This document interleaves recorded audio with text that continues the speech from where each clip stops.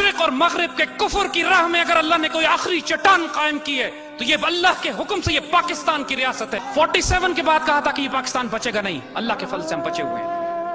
1971 के बाद जब गद्दारी से इन्होंने हमें चोट लगाई, इन्होंने कहा पाकिस्तान बचेगा नहीं, अल्लाह के फल से हम बचे हुए हैं।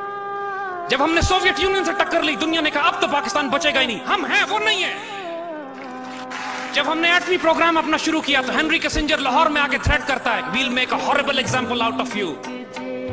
अल्लाह के फजल से we are still here and we'll make a horrible example out of you. इन्होंने पाकिस्तान पर सैंक्शंस लगाए कि पाकिस्तान कभी एटमी ताकत ना बन सके। हमारी उस जनरेशन में जो 70s और 80s में हमारे बड़े गुजरे हैं, उसमें जो हमारे साइंसदान हैं, हमारी तारीख का सबसे सीक्रेट ऑपरेशन था ये। पूरी दुनिया में मुसलमान, हमारे आप जैसे ग्रेजुएट्स, पूरे बच्चे फैल गए, अपनी जिंदगियां तबाह बर्बाद कर दी। हमारे सैकड़ों बच्चे ऐसे हैं, यंग साइंटिस्ट, हमारे एजेंट्स, हमारे ISI मिलिट्री इंटेलिजेंस के ऐसे अफराद जो पूरी दुनिया में फैल गए थे उस वक्त पाकिस्तान के लिए एटमी हथियार, एटमी पार्ट्स के पुर्जे जमा करने के लिए, जो पूरी दुनिया में मारे गए और हमको आज पता भी नहीं है कि वो किन गलियों में, किन तारीख रास्तों में शहीद हुए। लेकिन टुकड़े टुकड़े करके ये चीजें पाकिस्तान पहुंचना शुरू हुई और कुफर के पूरे जोर लगाने के बावजूद अल्हम्दुलिल्लाह 80 की दिहाई में अल्लाह के हुक्म से हम एटमी ताकत बन चुके थे, लेकिन हमने उसका ऐलान नहीं किया। 1967 में जो सबसे बड़ी चोट हमें लगी कि जब इन्होंने, इसराइलियों ने बगैर किसी ऐलान के 3 मुसलमान मुल्कों को, एयरफोर्स और आर्मी को तबाह करके रख दिया। जॉर्डन, सीरिया, इजिप्ट, मुसलमान मुल्कों की फजाइया जमीन पर ही तबाह हो गई। ईद के दिन उन्होंने हमला किया जब मुसलमान ईद मना रहे थे और मुसलमान मुल्कों की फजाइया तबाह होती है। खतरा यह होता है कि तमाम मुसलमान मुल्क अब इसराइल के कब्जे में चले जाएंगे।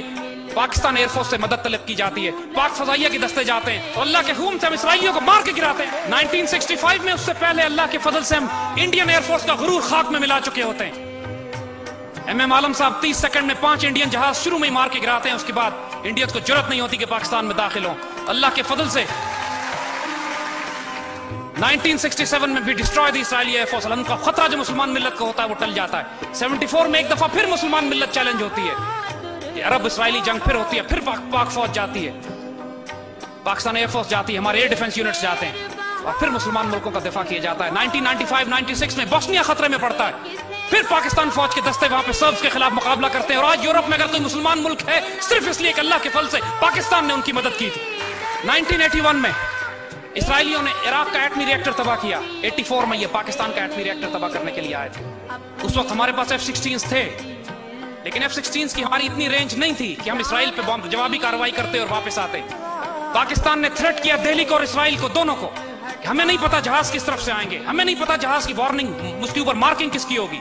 हम एक बात जानते हैं, अगर कहूटा पे बॉम्बिंग हुई तो उसके बाद दिल्ली और तल अवीव को हम फ्लैट करके रख देंगे। पाकिस्तान एयरफोर्स के पायलट से पूछा गया कि वन वे मिशन है, वन वे मिशन है, सिर्फ इसराइल पे आप बॉम्बिंग के लिए जा सकते हैं, वापस नहीं आ सकते, कौन वॉलंटियर करेगा? Would you believe it, the entire F-16 squadron had raised their hands, they were volunteering for this. 1998 में अल्लाह के फजल से हमने न्यूक्लियर एक्सप्लोजन किया और अल्लाह के फजल से इंडोनेशिया से लेकर मोरक्को तक मुसलमानों ने इस तरह चरागा किया जैसे पूरी उम्मत मुस्लिमों में ईद का दिन उस दिन था, 28 मई 1998। उस दिन फलस्तीन के बच्चों ने इसराइल को मुखातिब करके कहा था, now we are a nuclear power, don't look at the stones in our hands, look at the bomb in Pakistan, we are coming after you. 2007 के बाद पाकिस्तानी पेट्रियट्स ने, पाकिस्तान से इश्क और जुनून की हद तक प्यार करने वालों ने, अल्लाह के रसूल के उम्मतियों ने, वो जिनकी आइडियोलॉजी इस्लाम है, जिनकी जो सिर्फ सब्ज गुंबद और सब्ज हिलाली से इश्क करते हैं, उन्होंने ये फैसला किया कि इस पाकिस्तान के दिफा में अपनी जान, माल, इज्जत और आबरू कुर्बान करेंगे इंशाअल्लाह। हमने इसको बनाते हुए 50 लाख शोहदा दिए थे, अभी इसको बचाते हुए हमने 10,000 शहीद भी नहीं दी। Today we stand at the cross road of history. आज हम तारीख के इस मोड़ पर खड़े हैं कि हम फिर अपने बुजुर्गों को वही बात दोहराते हैं, it is going to be now और it is going to be never and we decide to pay all price, any price, जो मर्जी कीमत हमें अदा करनी पड़े इस पाकिस्तान की इज्जत, आबरू, जान और माल की हिफाजत के लिए, हमें जो कुछ इसके लिए देना पड़े, अपने बच्चे कुर्बान करने पड़े, अपनी कौम को कुर्बानियां देनी पड़े। It's a price worth paying. It's a life worth living. It's a life worth living. It will be a death worth dying. By God, we are willing for it. By God, we do it.